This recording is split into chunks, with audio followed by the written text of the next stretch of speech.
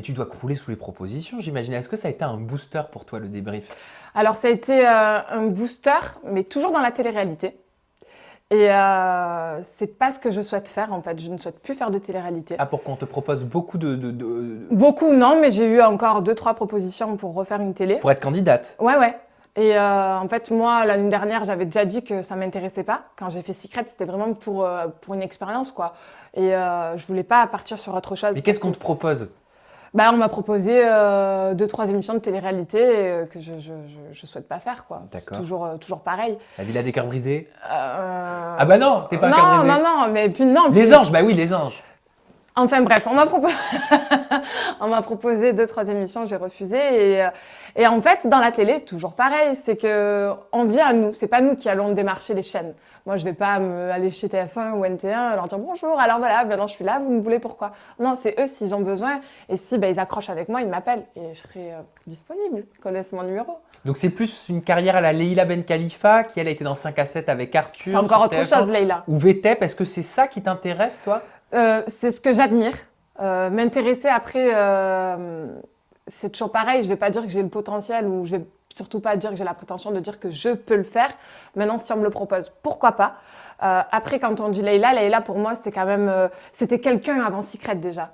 Elle était une star dans son pays, elle l'est toujours d'ailleurs. Et puis aujourd'hui, elle a réussi à se développer intelligemment et chapeau à elle.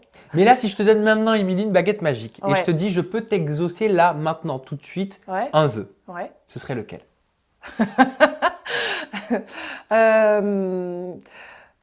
Pour travailler dans la Oui. télé? Pourquoi? Oui. J'allais dire, en fait, c'est que mon copain joue en France au football. Comme ça, on vient vivre en France, après, je peux travailler Oui, parce que tranquille. tu vis en Italie, donc avec ton chéri qui C'est joue pour ça. l'AC Milan. Je suis pas du tout foot, mais tu as vu un petit peu comment Oui, on croirait ben que je oui. pourrais animer sur Being là. C'est ça. Mais pas du tout, je vous rassure, mais ça, on va en parler juste après parce que avant de parler de ta vie très épanouie, ta vie sentimentale, je voulais faire rapidement un petit point donc sur la proposition que tu avais eue pour les Marseillais et les Ch'tis vs Oui. le reste du monde. On est d'accord, cette proposition, elle est arrivée avant le débrief, hein? Oui.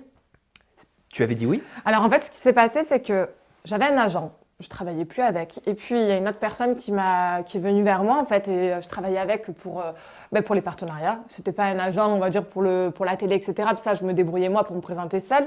Mais c'était plus qu'un rapporteur d'affaires, en me parlant, D'accord. en disant un peu la chose grossièrement, quoi. C'est un rapporteur d'affaires. Et lui m'a dit, écoute, si tu veux faire des partenariats, si tu veux fonctionner, etc. et tout, faudrait que tu refasses encore une télé.